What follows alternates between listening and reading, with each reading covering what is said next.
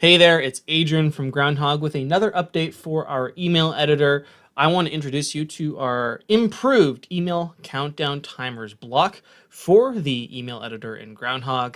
Email countdown timers are a great way to add excitement and engagement around offers, events, trials, special timers, Black Friday, which is coming up. To find out all about the use cases for email countdown timers and exactly how you can add them to your emails in Groundhogg, stick around and find out, and we'll get into it.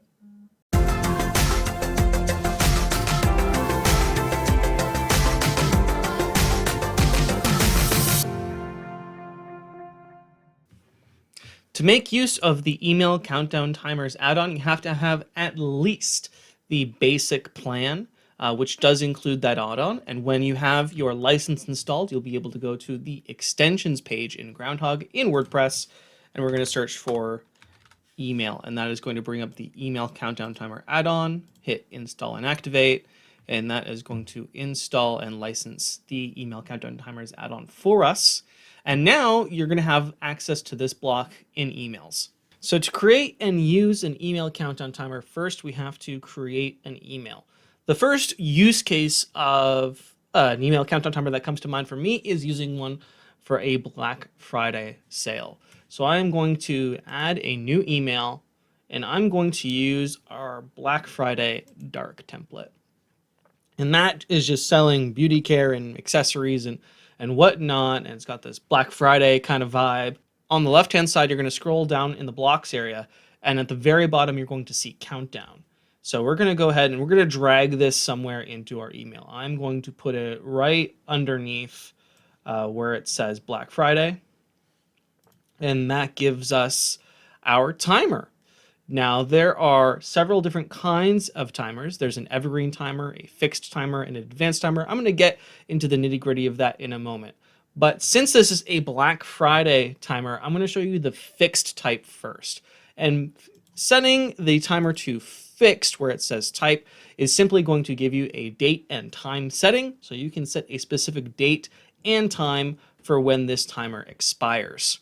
So if I click on it, it's going to pull up the little calendar, and I can select November 22nd, Black Friday this year, and I can set the time to 9 a.m. And we can see that calculates out to 72 days, 21 hours, 14 minutes, and 40 odd seconds. Below the type, where you can select either fixed, evergreen, or advanced, and below the date settings, you're going to see the theme option. So the theme is basically how the timer appears. And there's several, there's actually 1, 2, 3, 4, 5, 6, 7, 8, 9, 10 themes to choose from now. We will be adding additional themes. If you have suggestions for additional themes, you can actually click on this little feedback link, and that'll shoot up a little form for you to fill out. But I'm going to go ahead and I'm going to set this to the boxed theme, because I think that's going to represent sort of this Black Friday vibe a little bit better. And you can do things like change the background color. So I want the background to also be black.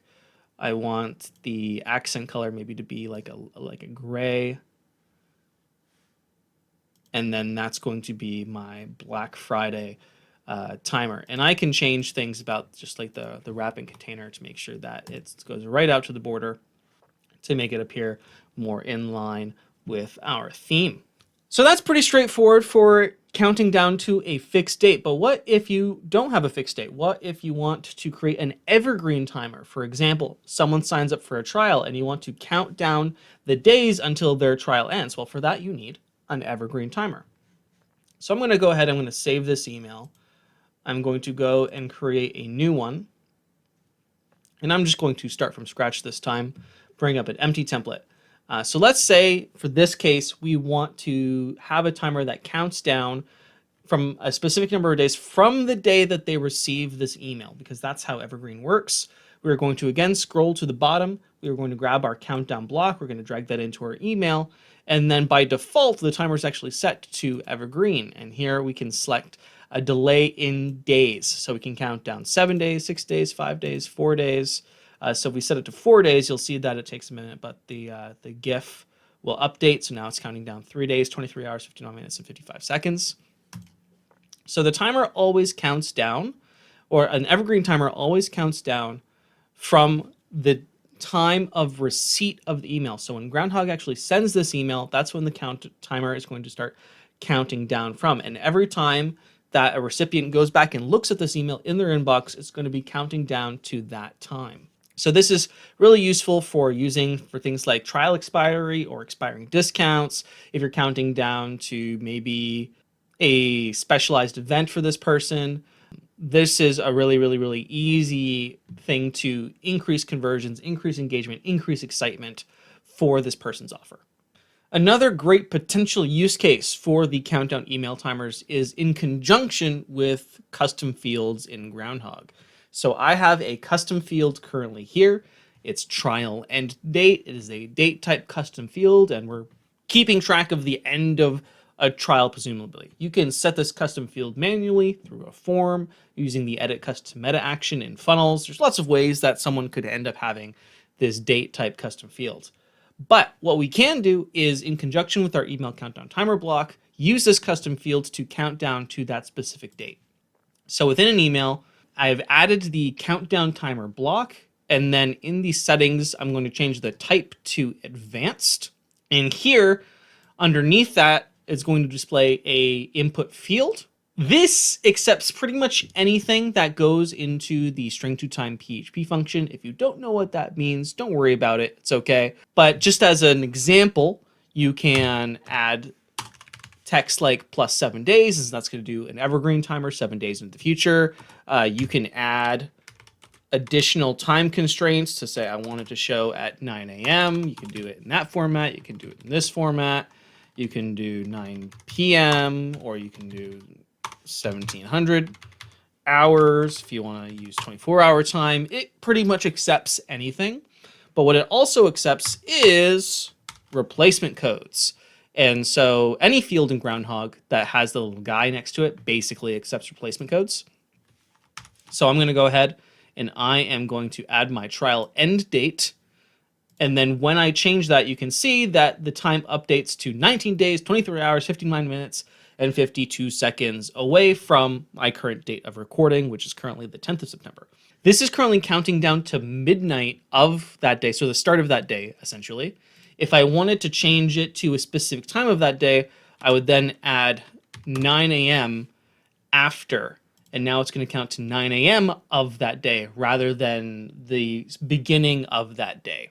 You can use the time custom field type as well. So if you wanted to, in the contact record, add an additional field called trial and time, you could set that to the time type, and that will give you a 20 or a 24-hour time format field.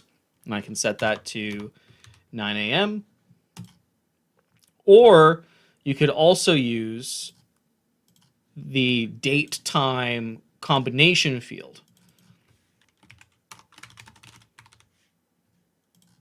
So you can go create that, and that'll give you a date time combination field, and then you could use just that field within the advanced input in the evergreen, or sorry, in the countdown timer, not the evergreen type. You want to use the advanced type. So there's obviously a lot of flexibility with this countdown timer in terms of when you want it to end and the delay, and using custom fields and evergreen versus fixed versus whatever. So I'm sure your head is already spinning with ideas on how you can use this countdown timer in your marketing campaigns, in your funnels, in your broadcasts in order to create more conversions and more excitement around your offers. But before we call it a day, I do want to cover some limitations with the email countdown timer. Number one, because this is generating a GIF and it is on your server and we want it to be as fast as humanly possible and we don't want to generate huge files and slow down your site or anything, there is a 60-second, 60-frame limitation when the GIF loads. So when this GIF loads for the first time and someone's actually opening their email and they're looking at this picture, because it is a picture, it's only going to load 1 minute's worth of countdown. So it's going to count down from whatever time they start at, down 60 seconds, and then it's going to loop at that point in time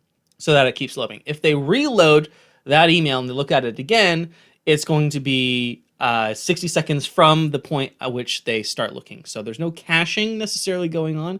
of these images. Every time they load it, it's going to reload, but it's only going to load 60 seconds in order to serve the GIF as fast as possible and as a minimum file size as possible. Because if it's too big, that's going to negatively impact your site and your deliverability, and that's not fun. The second limitation, it's not really a limitation, but it's just something to know, is what happens if the timer runs out. So in the event that you have a timer that runs out, it's going to look like this. So it's just going to display zeros across the board, essentially, and your recipient will know functionally that the time for whatever your offer was or countdown to your event has essentially expired. That pretty much covers it for the email countdown timers block, available with the basic plan and any of the other plans available for Groundhogg Premium. If you have any questions, feel free to leave comments below, or if you have any feedback, don't forget to subscribe. Thank you. Best of luck with your future marketing endeavors that include the email countdown timer, and I hope you have a wonderful rest of your day.